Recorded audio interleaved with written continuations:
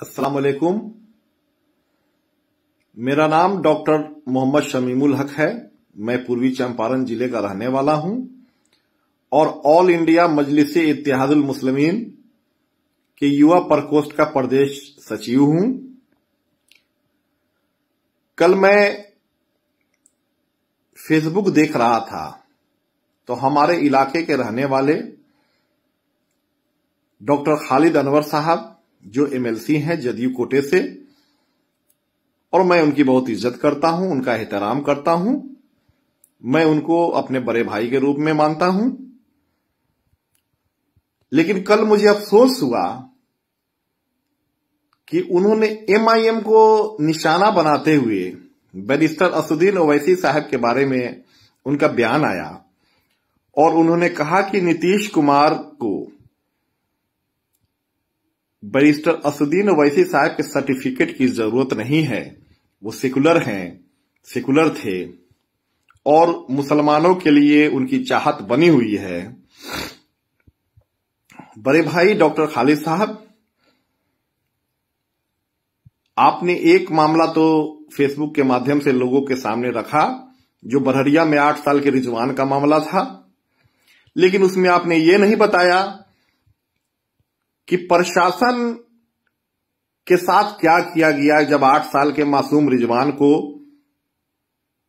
न्याय से अलग थाना के लॉकअप में हाजत में रखा गया और उसके 70 साल से भी ज्यादा उम्र के दादा को और उनके पोता को दोनों को जेल भेज दिया गया।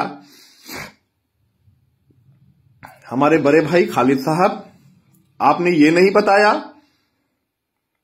कि आप जहां पटना में रहते हैं उसी पटना में Patna medical college and hospital,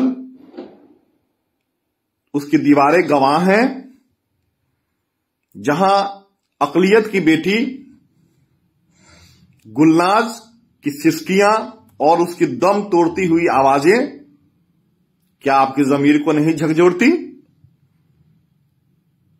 Khalid साहब, क्या समस्तीपुर में सनोवर की लूटती हुई इज्जत आपके ख्वाब में नहीं आते? नीतीश जी एमआईएम से इतना क्यों घबरा गए हैं?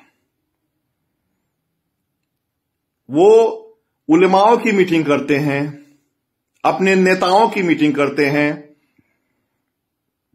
और उनके मास्टर मुजाहिद साहब हमारे किशनगंज से आकर के बताते हैं कि एमआईएम भाजपा की बी टीम है, आप लोग इसके बहकावे में मत आइए, जैसी भाजपा है वैसी एमआईएम है। मैं पूछना चाहता हूं मुजाहिद साहब से कि मुजाहिद साहब, उसी ए टीम से अभी आप निकले हैं ना? अभी जुमा 4 दिन भी नहीं हुआ, अभी गंगा स्नान खत्म हुआ, लेकिन आपके नीतीश जी वहीं बगल में सोनपुर था, गंगा स्नान भी करके आ गए रहते और बोलते कि हम सेकुलर हैं तो शायद कुछ लोग मान जाते, 2-4%, 5%। एमआईएम को रोकने की आप बात आप करते हैं, आप राजद के साथ हाथ से हाथ मिलाकर के बात करते हैं। क्या फर्क रह गया? 2015 में एक छोटी सी चिंगारी जो सीमांचल से उठी और चंपारण, सारण और मुजफ्फरपुर पूरी जगह हम लोग मेहनत कर रहे हैं अपनी क़यादत कायम करने के लिए। क्या तकलीफ है भाई मेरे? आप लोग नहीं देखना चाहते हैं कि अपनी पार्टी अपना झंडा हो? आपको तकलीफ नहीं होती जब मुकेश सहनी बिरादरी का झंडा उठाते हैं? उससे आपको एलर्जी नहीं होती। जीतन राम मांझी जी मांझी समाज का झंडा उठाते हैं, उनसे कोई तकलीफ नहीं होती।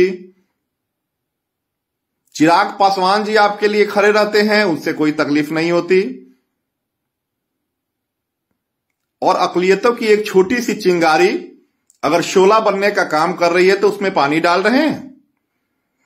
याद रखिए, यह आग वो आग बन चुकी है जो पानी को भाप बना करके उड़ा देगी। मुसलमानों को रोकिए नहीं, मुसलमानों का काम कीजिए।